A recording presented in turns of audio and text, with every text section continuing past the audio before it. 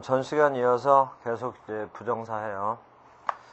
부정사에는 이제 용법이 총 3가지인데, 이제 거의 다 했어요. 명사적 용법, 형용사적 용법은 했고, 부사적 용법도 이제 반 이상 이제 나갔거든요. 이제 나머지 부분만 조금만 정리하면, 이제 부정사랑 관련된 뜻은 다 정리가 끝나는 거예요. 그래서 이제 이게 끝나고 나면, 나중에 이제 여러분들이 영어 문장을 읽을 때, 투부정사가 나오면, 그냥 바로바로 대충대충 해석하고 그럴 게 아니고 명사, 형용사, 부사 뭐로 쓰였는지 먼저 따져보고 그 다음에 또 부사적 용법이면 또 그 우리 배웠던 8가지 그 8가지 중에 또 뭐에 해당되는지를 계속 생각을 하면서 거기에 맞게 해석을 하게 되면 이제 점점 부정사가 있는 문장에는 이제 자신이 생길 거예요. 그러면 이제 부사적 용법의 나머지 부분 해요. 부사적 용법 지금 이제 3번이라고 그래서 부사적 용법을 쭉 설명을 했는데 맨 처음엔 역할 얘기했고요. 그러니까 종류가 5가지다 라고 하면서 이제 했고 부사적 용법은 역할이 부사의 역할에다가 동사의 성질 추가되는 거다. 이건 뭐 설명 안 해도 알 것 같아서 이제 빼고 넘어갔고 그러면서 이제 종류를 하나씩 했거든요. 그래서 이제 첫 번째가 목적에 대해서 했고 그 대신 이제 관련된 동의어라든가 반의어라든가 이런 건 책에 있으니까 여러분들이 따로 암기를 해야 되고 그 다음에 결과에 대해서도 했는데 결과는 특히 해석하는 방향 이 해석에다가 좀 더 신경을 써야 돼요. 결과에는 뜻은 없지만 다른 용법하고는 다르게 해석하는 방식이 다르기 때문에 순서가 다르니까 특히 조심해야 되고 그리고 이제 결과 다음에 했던 게 원인, 그리고 좀 비슷하지만 이유 판단의 근거. 여기까지가 이제 지난 시간에 이제 한 거거든요. 자, 이제 추가해서 6번째. 그러니까 이제 번호상으로는 이제 6번이요. 그래서 이제 부사적 용법의 8가지 중에 지금 4개를 먼저 한 거예요. 그럼 이제 나머지 4개가 있는데 하나는 독립부정사니까 빼고 이제 6번에서는 바로 이걸 같이 해버려요. 조건과 양보. 그러면 뜻은 우리 배웠잖아요. 조건 그러면 만약 뭐뭐라면 if의 뜻이라고 배웠고 만약 뭐뭐라면 양보의 뜻일 때는 비록 뭐뭐일지라도 도우랑 동의어다 이제 라고 했죠. 자 여기서 조건과 양보는 뜻도 정확하게 있지만 목적처럼 목적, 조건, 양보는 뜻이 정확하게 들어있고요. 조건하고 양보는 뜻도 정확하게 들어있지만 또 힌트가 있단 말이에요. 힌트가 이제 결과에서부터 하나씩 지금 정리를 해왔던 거예요. 그러면 조건과 양보는 힌트가 똑같아요. 그게 바로 뭐냐면 여러분들이 이게 이해가 되면 바로 앞부분의 한 부분이 같이 정리가 되는 거예요. 우리가 이미 배우긴 했지만 조건하고 양보는 힌트가 바로 이거예요. 가정법. 가정법에서 기억이 날지는 모르지만 가정법에서 배웠던 거예요. 이 부분이. 가정법 주절의 동사 형태. 가정법 주절의 동사 형태가 있으면 가정법 주절의 동사 형태가 있고 그 문장 속에 부정사가 나오면 그 부정사가 바로 부사적 용법의 조건 아니면 양보다 이 말이에요. 그러니까 이 부정사가 뭘 대신해 썼냐면 가정법의 if절 있죠. if절 대신에 바로 부정사로 쓴 거예요. 근데 그 if절이라는 게 부사절이거든요. 그래서 부사적 용법의 부정사를 쓴 거고 if절 대신에 썼으니까 주절은 남아있을 거 아니에요. 주절의 동사 형태가 바로 가정법의 주절의 동사 형태가 부정사의 부사적 용법의 조건과 양보와 연결이 된다 이거예요. 그러면 복습삼아 적어줄 테니까 봐요. 가정법 주절의 동사 중에 가정법의 가정법 과거 완료 한번 생각해봐요. 주절의 동사 형태가 어떤 건지. 주어 다음에 would, should, could, might 다음에 have, pp 이런 게 나오면 이게 가정법 과거 완료였죠. 가정법 과거 주어 다음에 would, should, could, might 과거형 조동사 넷 중에 하나를 쓰고 동사 원형이 오면 이런 게 바로 가정법 과거였잖아요. 바로 이런 표현이 있는데 문장의 뒤쪽에 투부정사가 나왔다. 그러면 이게 바로 if절을 대신해 쓴 거라 이 말이에요. if절 대신. 원래는 if가 이끄는 절이 나왔었어야 될 거 아니에요. 여기 if절의 동사를 바로 부정사로 고쳐서 바꿔 쓴 게 이거예요. 그래서 이게 바로 부사적용법의 조건. 만약 뭐뭐라면. 근데 if에는 양보의 뜻도 있다고 했죠. 그래서 그것을 또 이렇게도 고칠 수가 있는 거니까 부정사가 조건일 수도 있고 양보일 수도 있다. 이렇게 뜻이. 자, 이렇게 해서 이제 조건하고 양보까지 끝났어요. 그러면 이제 마지막으로 남은 게 하나가 형용사 수식이거든요. 7번째, 7번 형용사 수식. 부사라는 품사는 여러 가지 걸 수식할 수 있지만 명사를 빼고 나머지 것들을 수식할 수 있는데 그 중에 하나가 이제 형용사 수식이거든요. 자, 이제 여기서 보세요. 형용사 수식에서는 몇 가지 암기사항들이 또 있어요. 교재를 보면 정리가 돼 있으니까 그 암기사항은 이제 암기를 해야 되고, 이 형용사 수식에서 암기사항 중에 몇 개가 바로 이 부사적용법의 결과예요. 그런데 이제 일부러 여기다가 이제 같이 여기다가 좀 따로 떨어뜨려서 정리해놨으니까 용법이 뭐냐는 중요한 게 아니고, 일단 부사적용법이면서 어디에 썼냐는 중요한 게 아니고 그냥 여러분들이 암기를 하면 자연스럽게 끝나는 거니까 이제 암기를 해주면 되는 거예요. 자, 이제는 형용사 수식에 대해서 설명할 테니까 요 예문을 보세요. 아주 간단한 문장인데 어떻게 변화가 되나 봐요. To learn French is hard. 자, 이런 문장이 있다고 해요. 그러면 분석을 하고 그 다음에 해석을 한번 해보세요. 문장 분석을 할 때는 제일 먼저 문장의 동사 찾으라고 그랬어요. 그래서 찾았죠? 이게 문장의 동사. 그러면 앞에 있는 to learn French. 이게 바로 문장의 주어겠죠. 그래서 여기 to learn은 바로 명사적용법이구나. 이렇게. 그러면서 동사의 성질로 자신의 목적어를 데리고 있는 거예요. 동사의 성질. 그러면 이제 해석을 하면 명사적용법이고 주어니까 하는 것은 이렇게 하면 되죠. 프랑스어를 배우는 것은 is hard. hard가 형용사로 주격 보호예요.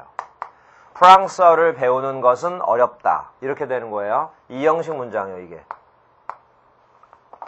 자, 이렇게 해서 평범한 명사적용법 문장을 하나를 써놨는데 여기서 이제 변화를 줄 테니까 보세요. 주어가 길 경우에는 가주어 쓸 수 있다고 그랬죠? 그래서 가주어 is로도 이렇게 바꿔 써봐요. 가주어는 가짜 주어예요. 그리고 가주어 is은 뜻은 없고, 그러면 주어 to learn French 자리에 가주어 is를 썼어요. 그리고 나서 나머지를 쭉 써요. is hard. 그리고 나서 진짜 주어 to learn French를 여기다 이제 쓰면 돼요. 이렇게 문장을 바꿔 쓸 수 있어요. 그리고 뜻의 변화는 전혀 없어요. 똑같아요. 맨 앞에 is은 가짜 주어, to 이하가 진짜 주어, 이게 진주어. 그리고 진주어니까 또 여기 to learn은 아까 하던 것처럼 계속 명사적용법 이렇게. 프랑스어를 배우는 것은 어렵다. 똑같은 이 형식 문장. 그러면 이제 여기서 이렇게 바꾸는 거는 이제 명사적용법에서 이제 배웠던 거죠. 그런데 이제 지금 여기를 보세요. 바로 여기서 문장 전환이 한 번 더 되는데 이 문장 전환은 다음 시간에 설명을 해줄 테니까 여기서 이제 바로 들어가요. 여기서 이렇게 문장 전환이 되는 이유는 다음 시간에 설명을 듣기로 하고 그냥 여기서는 그냥 받아들이면서 해요. to learn의 동사의 성질로 French라는 명사를 목적으로 데리고 있었죠. 요 부정사 learn의 목적어 French죠. 이 French를 문장 맨 앞에 있는 가주어 it 자리로 옮겨 써도 돼요. French를 여기로. 자, 그래서 이렇게 써도 맞아요. French를 이리 옮기기만 하면 끝나는 거예요. French 하고 또 이어서 써요. is hard. 그 다음에 뒤에 to learn. 이렇게. 이런 문장이 영어 문장에선 의외로 많이 나오는데 잘못하면 이런 문장을 해석을 못할 수가 있다고. 해석을 해놓고도 뜻이 정확하게 전달이 안 될 수도 있어. 그래서 특히 조심하세요. 자, 이렇게 문장을 바꿔 쓸 수 있거든요. 자, 이제 분석할 테니까 봐요. is가 동사, French가 주어. 근데 hard가 주격 보호란 말이에요. 그러면 여기서 문장 성립이 끝나버렸죠? 그럼 여기까지가 이 형식 문장으로 성립이 끝났잖아. 그러면 to learn은 없어져도 문장에는 지장이 없는 거 아니에요. 그러니까 좀 전에 명사적 용법, 명사적 용법이었던 것이 French라는 단어 하나가 이동이 돼버리니까 갑자기 부사적 용법으로 변해버리는 거예요. 부사적 용법. 그 중에 그럼 역할이 뭐냐? 앞에 있는 hard라는 형용사를 수식하는 여기 to learn이 바로 부사적 용법의 이거 형용사 수식이다 이거예요. 그러면 형용사 수식 용법의 이 부정사는 우리가 뭘 알아야 되냐? 뭘 알아야 되냐면 French라는 주어가 learn의 목적어 자리에 있다가 주어 자리로 나왔다는 것. 이걸 기억을 하고 있어야 돼요. 그러면 지금 이 문장을 바로 해석을 하면 이렇게 돼요. 프랑스어는 배우기가 어렵다. 이렇게. 그런데 이게 명사적 용법에서 파생돼서 나온 거기 때문에 부사적 용법이긴 하지만 해석이 명사처럼 느껴져요. 배우기가 배우기 이렇게 해석되니까. 그래서 방금처럼 해석해도 되고요. 또는 프렌치가 learn의 목적어 자리에 있었다는 걸 기억을 하라고 그랬죠. 그러면 프렌치를 이리 옮겨놓고 해석을 다시 해도 돼요. 프랑스어를 배우는 것은. 그래서 요 부정사의 learn의 목적어가 문장의 주어로 나갔구나. 이걸 기억해두는 게 바로 형용사 수식의 특징을 기억해두는 거예요. 프렌치를 이리 옮겨놓고 해석을 하라는 거. 프랑스어를 배우는 것은 어렵다. 이렇게. 이런 식의 문장도 영어 문장에 많이 나오기 때문에 방금 말 잘 기억해둬요. 프렌치를 부정사의 목적어 자리에 놓고 해석한다. 해석을 해본다. 라는 거. 자, 이렇게 해서 부사적 용법의 형용사 수식까지 설명이 쭉 끝났어요. 그러면 지금 형용사 수식과 관련된 예문은 이렇게 정리했으니까 놔두고요. 나머지 것들 쭉 있죠. 나머지 것들 중에 지금 특징만 쭉 얘기를 했지 좀 더 자세한 설명은 안 했잖아요. 그걸 교재를 보면서 여러분들이 하면 되고 교재 예문 보면서 그러면 교재에 있는 예문은 여러분들이 보고 하고 지금 칠판에다가 좀 더 간단한 문장을 한번 쭉 써줄 테니까 여러분도 직접 한번 쓰면서 어떤 특징을 한번 찾아보세요. 지금까지 배웠던 게 기억이 나는지. 자, 문장을 쭉 쓰면서 해석들 해봐요. 연습하는 거예요, 이제. I should be glad to see her. 비슷하게 생겼는데 I was glad to see her. 그러면 이제 이 윗문장과 아랫문장은 어떤 차이가 있냐라는 거. 이런 걸 여러분들이 이제 해석을 해보라 이 말이에요. 자, 다음.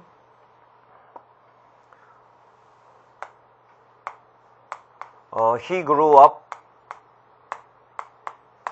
to be a teacher. 이 문장은 어떤 특징이 있냐? 라는 거.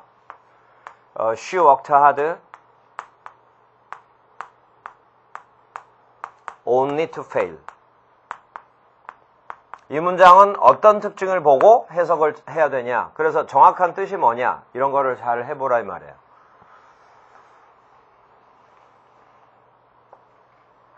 이런 연습들을 하면서 생각들이 바로바로 나주면 그러면 이제 여러분들이 이제 공부가 하나씩 돼가는 거고 이걸 왜 해야 되는지를 이제 여러분들이 느끼게 된다고요. 그러면 일단 이렇게 이제 네 문장인데 특징을 한번 잘 살펴보세요.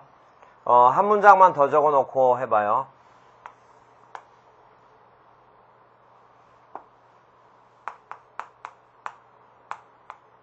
He must be mad to do such a thing.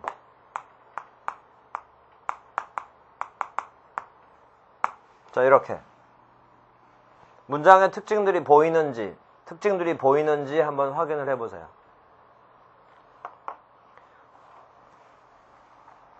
자, 이제 하나씩 정리를 할 테니까 맞는지 확인해봐요. 여기 문장 분석부터 해요. he가 주어, must be가 동사, mad 형용사죠. 그래서 주격 보어. 그러면 문장 성립 끝났죠? 그래서 to do 이하는 부사적 용법이구나. 여기서부터 일단 시작을 해야지.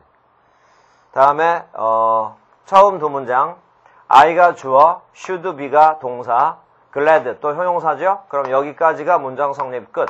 그러면 to 이하는 부사적 용법. was가 동사, 그 다음에 glad가 주격 보어. 여기까지가 문장 성립이 또 끝난 거예요. 그러면 to 이하가 또 부사적 용법. 이런 식으로 해서 이제 부사적 용법이라는 건 이렇게 구별한다까지 이제 했어요. 자, 그러면 처음 두 문장부터 해요. 첫 문장과 두 문장은 단어가 거의 비슷하고 딱 요 단어 하나, should라는 조동사 하나만 차이가 있을 뿐이거든요.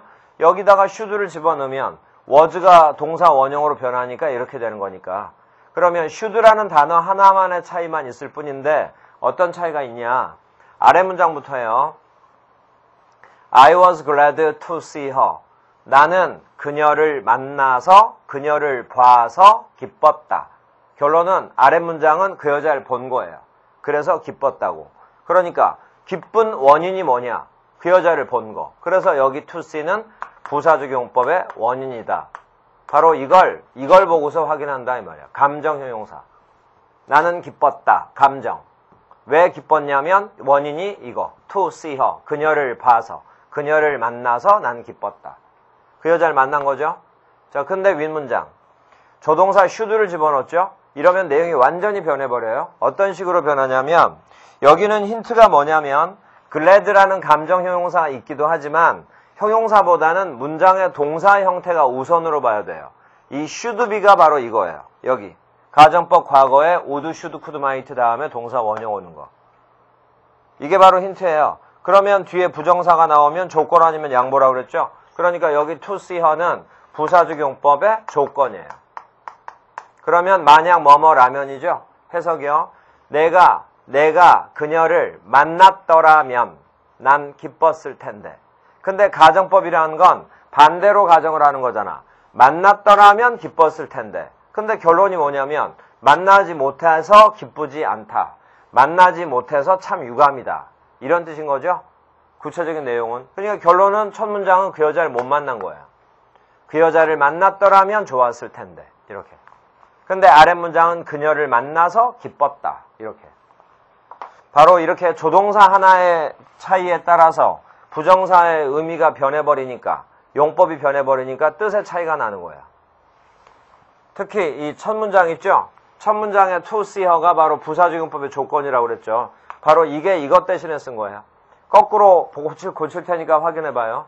접속사 if를 쓰고 부정사 앞에 아무것도 없다는 얘기는 문장의 주어랑 같다는 얘기야. 그래서 I를 쓰고 좀 전에 should be가 가정법 과거라고 그랬죠. 그럼 if절의 가정법 과거니까 C를 so로 고치면 되지.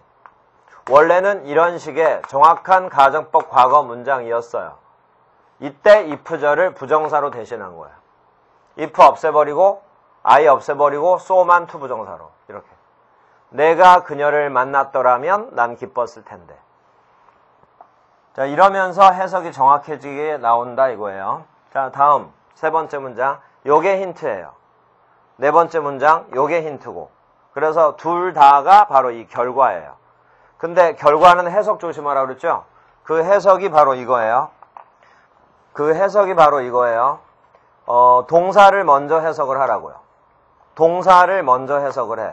그래 놓고 부정사를 끝에 해석해. 부정사를 끝에 해석하라 이 말이에요. 부정사의 결과가 나온다는 얘기예요. 전체 문장의 내용의 결과가 바로 여기에. 자, 이런 식으로 해석하는 거예요. 근데 그렇게 하기 전에 좀 잘못된 해석이에요. 지금 하는 건.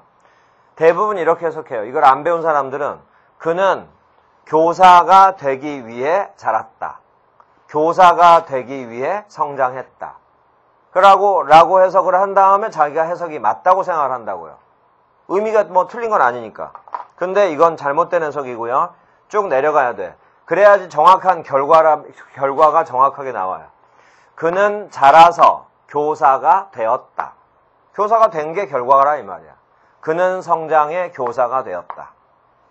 이런 식으로 쭉 앞에서 뒤로 내려가면 해석한다 이거. 다음 문장.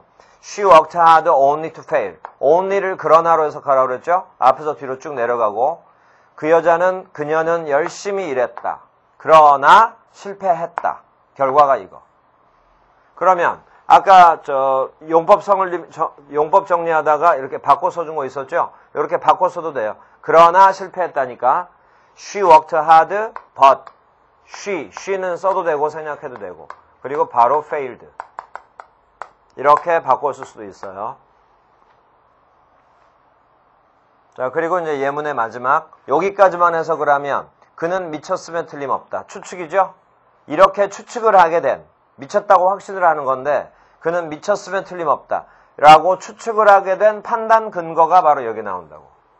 그런 행동을 하다니, 그런 짓을 하다니 그는 미쳤으면 틀림없다. 이래서 바로 to도는 부사적용법의 이유 판단의 근거다. 이렇게 이제 구분을 하는 거예요. 여기까지가 이제 부사적용법에다가 이제 이유까지 설명 쭉 끝내는 거예요. 자, 59페이지 교재 보세요. 59페이지 보세요. 중간에 보면 3번에 목적이라고 그래가지고 그 표가 있고 뭐뭐 하기 위하여 해서 밑에 쭉 동의어 있죠. 또 옆에 반대말 뭐뭐 하지 않기 위하여 not의 위치 같은 걸 잘 살펴보라고요. 그런데 이 부분도 앞으로 배울 부분도 있지만 조동사에서 이미 한번 관용적 표현으로 나왔던 게 여기 또 섞여서 나와요.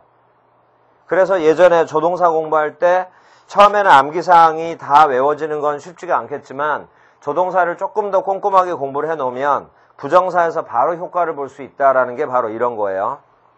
자, 그리고 이제 나머지 부분은 다 정리가 돼 있어요. 자, 그리고 60페이지. 60페이지 보면 9번에 독립부정사라고 수거 정리되어 있죠? 이거 정말 중요한 거니까 꼭 암기하고요. 8번 형용사 수식. 해서 바로 아래 보면 문장의 주어와 부정사 사이에는 동사 플러스 목적어 관계가 성립된다. 아까 프랑스어를 배운다. 요거 잘 떠올려주면 돼요. 바로 밑에 예문 있죠? 그리고 이제 밑에 보면 수거들이 쭉 나오죠? 여기 있는 이 수거도 지금 부정사에서도 나오지만 조동사에서도 나왔던 게 한 번 또 나온 거고요. 여러 번 겹쳐 나온 거예요. 그리고 형용사 수식의 그 암기사항의 박스 중에 마지막 두 줄은 투투를 먼저 여러분들이 공부해 놓은 다음에 투투에 대해서 완벽해지고 나서 그 다음에 암기를 해야지 처음부터 암기하려고 그러면 굉장히 어렵거든요. 그러니까 이제 이런 부분들은 여러분들이 나중에 암기를 해놓고 나서 그리고 나서 다시 한번 암기하는 걸로 이제 그런 식으로 여러분들이 정리를 하세요. 자, 그러면 부사적용법까지 끝났고요. 예문은 여러분들이 이제 확인을 해보면 되고, 자, 이제는 62페이지예요.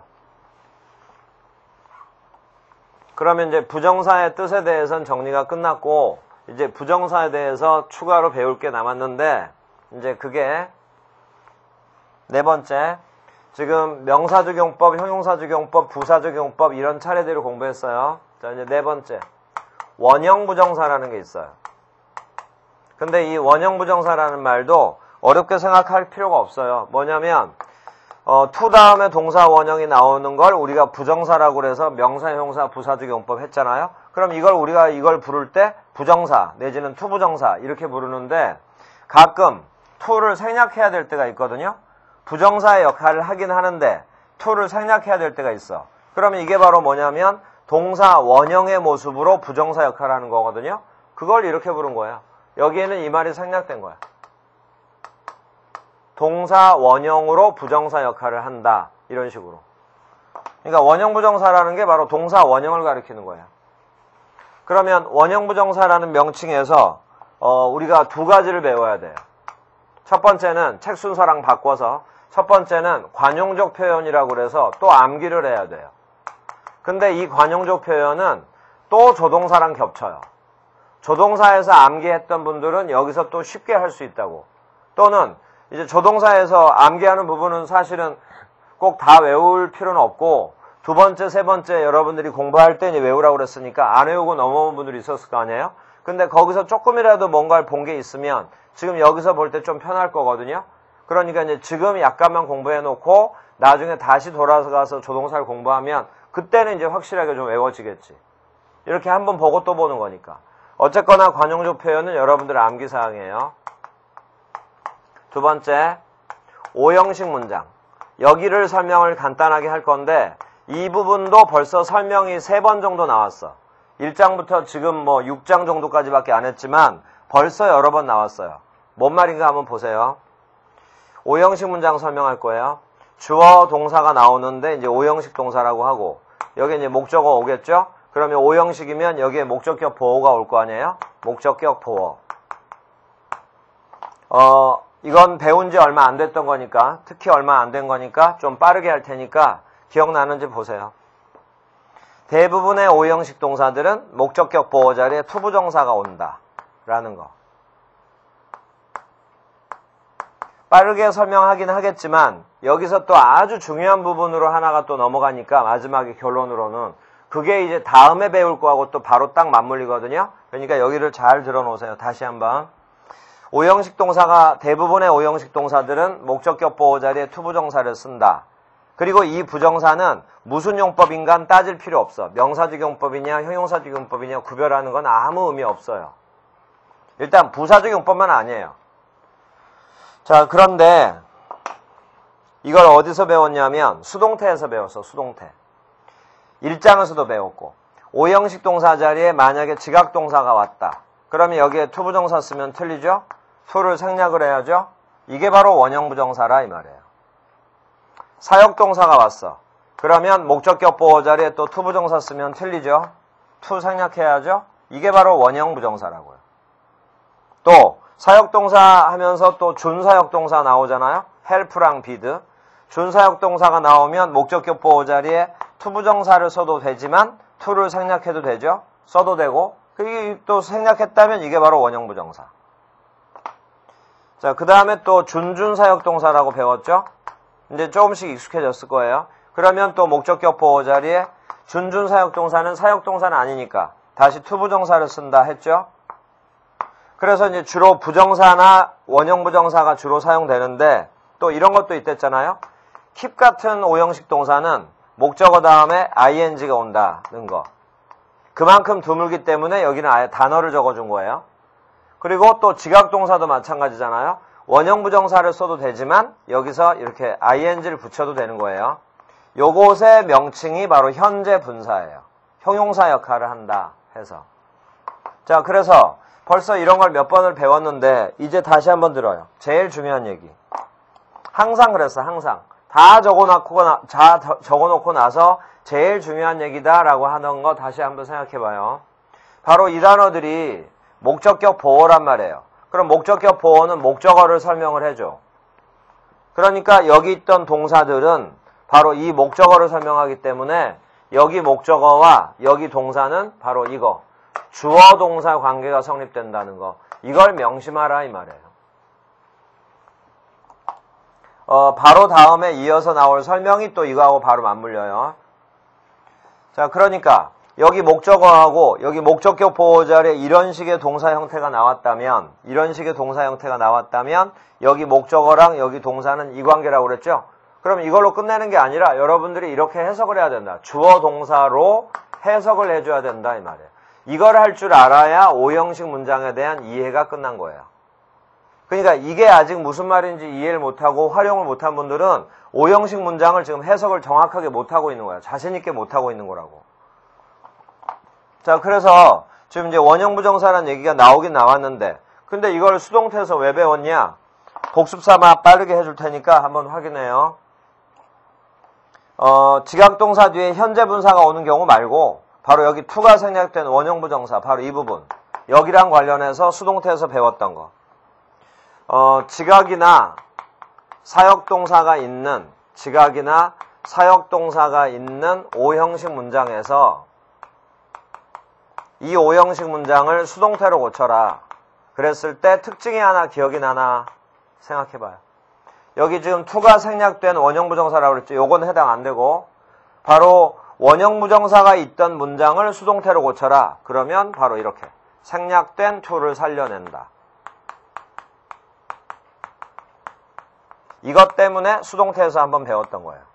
자, 또 하나 다시 한번 복습이요. 사역동사 중에 또 특징이 have와 let은 타동사긴 하지만 수동태라는 게 없다고 그랬어요.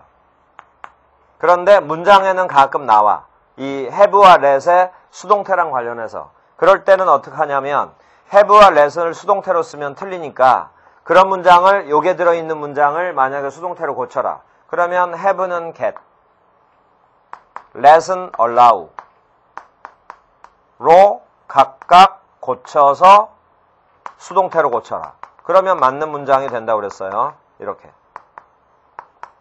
바로 여기서 이제 get과 allow. 이제는 많이들 익숙해졌을 거예요. 이게 바로 이거라고요. 준준사역동사. 이런 쓸모가 있기 때문에 저 다른 책에는 잘 없는 저 용어를 사용해서 저렇게 만들어 놓은 거예요. 준준사역동사라고 그래서 바로 이렇게 사역동사랑 맞물려서 쓰이기 때문에. 자, 여기까지가 원형부정사예요. 그러면 교재를 또 보세요. 62페이지. 62페이지의 원형부정사 1번을 방금 설명한 거예요. 그리고 2번이 관용적 표현이라고 그래서 타이틀 위주로 보세요. 첫 번째, may well 뒤에 동사 원형어죠. 요게 바로 조동사 may에 적혀있던 수거예요. 하나 띄우고 may as well 동사 원형. 이것도 조동사 may랑 관련되고. 그 다음 줄 do nothing but 이건 이제 새로 추가된 거고. 또 다음 줄 may as well A as B 이것도 조동사 may와 관련되고. 또 바로 아랫줄 would rather A than B 이건 조동사 would랑 관련되는 수거고.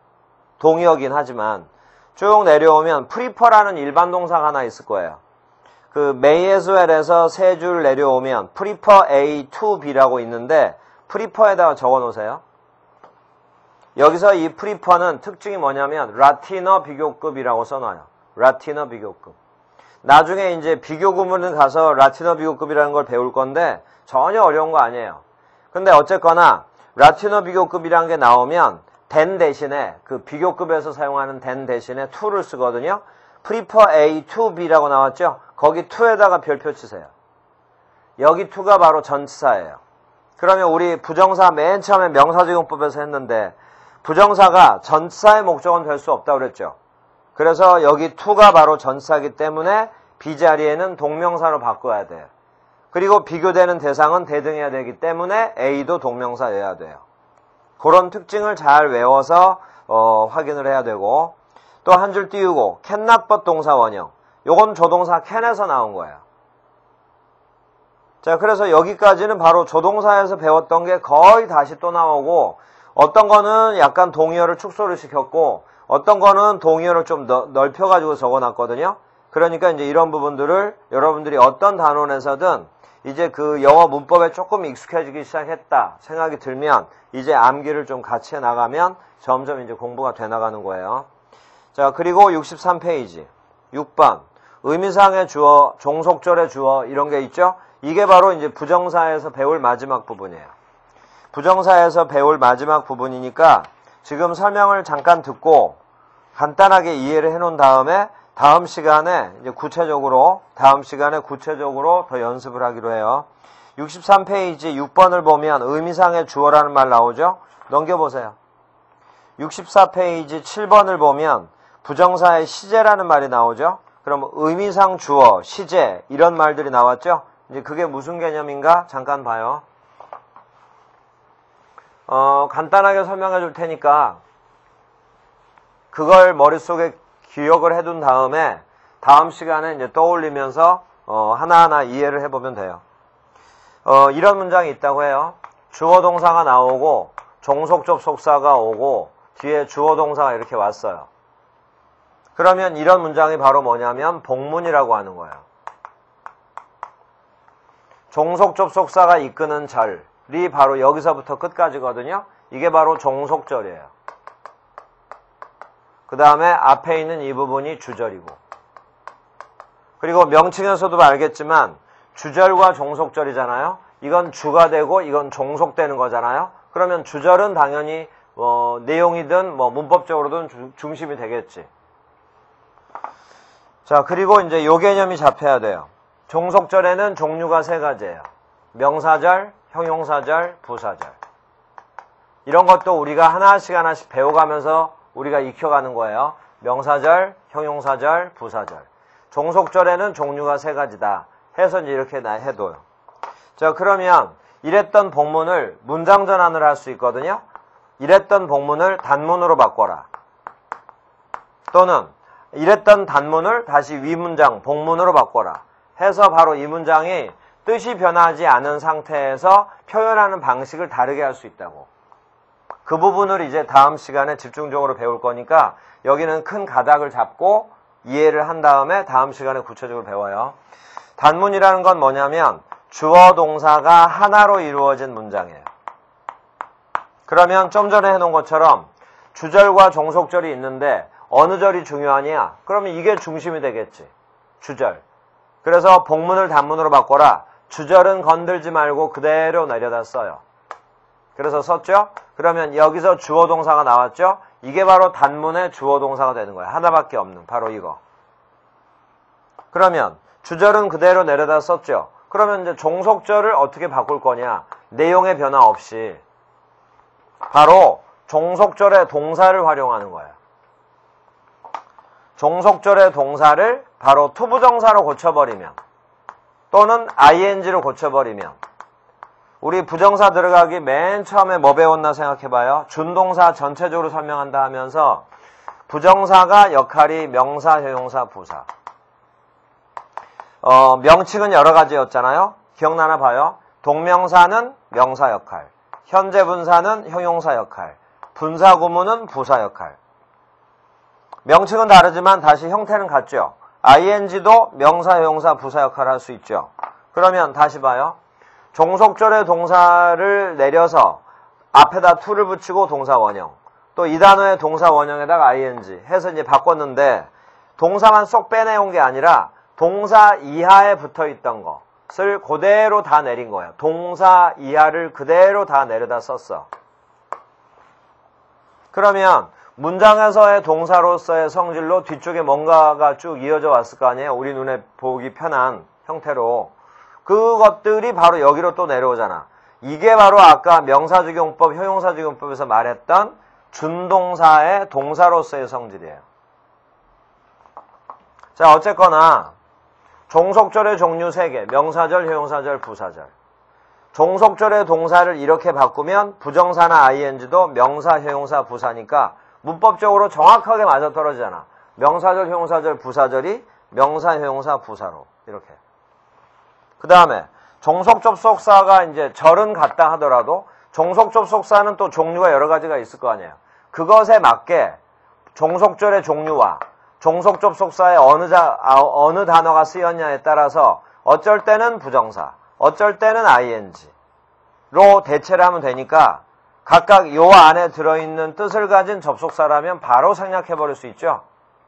대표적으로 바로 이거요. 좀 전에 부사적용법의 목적일 때는 so that이랑 동의어고 부사적용법의 조건이나 양볼 때는 조건일 때는 if, 양볼 때는 do 아니에요. 이렇게. 그러면 여기에 종속접속사 자리에 부사절 접속사로 so that이나 if나 do가 만약에 있었다고 해요. 그러면 이걸 만약에 단문으로 고쳐봐라. 그러면 부정사에는 so that이나 if나 do의 뜻이 있으니까 이걸 없애버리고 종속절의 동사 이하를 내려서 동사 맨 앞에 to를 붙여버리면 간단히 문장 전환이 되지. 자, 이런 연습을 이제 다음 시간에 좀 더 구체적으로 할 거거든요. 자, 여기서 잠깐 들어요. 이제 조금 정리를 한 다음에 이랬던 종속절을 단문으로 이제 복문을 단문으로 고쳐라. 이제 차례를 다시 봐요. 주절의 주어 동사, 주절은 그대로 다 내려다 쓴다 했죠. 그래서 이제 그대로 다 내려다 썼어요. 그러면서 종속접속사랑 단어, 그 다음에 종속절의 종류를 보고 이제 부정사를 쓰는 상황이 있을 거 아니에요. 방금처럼 so that이나 if나 do가 나왔다. 그럼 없애버리고 종속절의 동사를 투부정사로 쓴 다음에 뒤에 쭉 붙어있던 건 그대로 내려다 썼어요. 그러면 이게 이제 부사절이었기 때문에 여기 투부정사도 이제 부사적 용법이겠죠. 동사에다 to를 붙여서 이제 부사로 바뀌었죠. 그러면서 이제 이것들은 따라 내려오니까 여기서 바로 동사의 성질이라는 게 생기죠. 동사의 성질. 자, 여기서 잘 보세요. 접속사를 없애면서 투부정사를 썼어. 동사를 투부정사로 만들었다고. 그런데 뭐가 해결이 돼야 되냐면 종속절의 주어를 해결해 줘야 될 거 아니에요. 그러면 종속절의 주어를 아랫문장, 단문에서 어떻게 해결을 할 거냐. 바로 이걸 종속절의 주어를 아랫문장에선 이렇게 불러요. 문장의 주어와 헷갈리지 않게 하려고 부정사의 내용상의 주어다. 바로 부정사의 주어를 여기다가 쓰는데 이걸 바로 부정사의 의미, 내용, 의미상의 주어다. 이렇게 부른다고. 그러니까 부정사의 의미상의 주어를 어떻게 처리할 거냐. 부정사의 의미상의 주어가 종속절의 주어거든요. 이걸 처리하는 방법을 배우면서 문장 전환 연습을 할 거라 이 말이에요. 자, 하나 더. 주절의 시제가 현재일 경우에 종속절의 동사에는 원칙적으로는 내용만 맞다면 12시제 뭐든지 되거든요. 그런데 좀 단순하게 해서 주절의 시제가 현재예요. 그러면 종속절의 시제가 현재일 때도 있겠지만 과거일 때도 있을 거 아니에요. 미래일 때도 있을 거고. 그래서 종속절의 동사를 보면 시제가 나오는데 종속절의 동사를 투부정사로 고쳐버리면 종속절의 시제, 현재인지 과거인지 미래인지를 어떻게 아냐. 그것을 알 수 있게 해줘야 뜻이 같을 거 아니에요. 그냥 편하게 한다고 그래서 현재건 과거건 미래건 무시해버리고 다 부정사를 썼다. 그러면 여기서 이렇게 내리는 건 쉽다 할지라도 여기서 이렇게 올리는 건 안 될 거 아니에요. 뭔가 특징이 있어야지 이건지를 아는 거지. 그러면 부정사에서도 결론은 종속절의 시제를 정확하게 나타내주기 위해서 주절의 시제는 여기에 그대로 오니까 여기도 현재 시제일 거 아니에요. 종속절의 시제를 정확하게 나타내기 위해서 우리가 알고 있는 부정사의 형태를 활용해서 한 가지 형태가 더 있어요. 바로 이걸 배울 건데 이게 바로 부정사의 시제라고 부르는 거예요. 자, 마지막으로 지금 복문을 단문으로 바꾸면서 나오는 명칭을 잠깐 정리해 주는데 부정사에만 이게 있는 게 아니고 부정사가 끝나고 나면 동명사를 배울 거고 또 동명사가 끝나고 나면 분사 구문이라는 걸 배울 텐데 그때도 똑같은 개념이 또 나오는 거야. 같을 거 아니에요. 동명사도 이걸 바꿨어. 그러면 어차피 종속절의 주어를 처리해야 될 거 아니야. 그럼 어떻게 처리하냐? 그걸 바로 동명사의 의미상의 주어라고 해서 배울 거고요. 또 종속절의 동사를 동명사로 바꾸는데 또 똑같은 문제가 생기잖아. 종속절의 시제를 어떻게 나타내 주냐? 그러면 동명사의 형태를 유지한 상태에서 또 하나의 형태가 있어요. 그런 걸 바로 동명사의 시제라고 해서 이제 배우니까 분사구문도 마찬가지고 부정사에서 바로 이걸 처음 시작으로 배운다고. 그러면 이 배운 것을 동명사랑 분사구문에서도 그대로 활용을 해버리면 되니까 부정사에서는 조금 어렵겠지만 동명사랑 분사구문에서는 계속 반복돼서 나오니까 그러니까 이제 점점 여러분들이 쉬워진다고 가면 갈수록. 그리고 나서 부정사를 다시 공부하면 그럼 당연히 더 쉬워지겠죠. 자, 그래서 다음 시간에 배울 게 바로 이거예요. 의미상의 주어와 시제. 의미상의 주어라는 건 종속절의 주어를 처리하는 방식. 시제라는 것은 종속절의 동사를 부정사에서 나타내는 방식. 이걸 잘 기억해서 다음 시간에 이제 설명을 들어요. 자, 일단 이 시간은 여기까지예요. 수고했어요.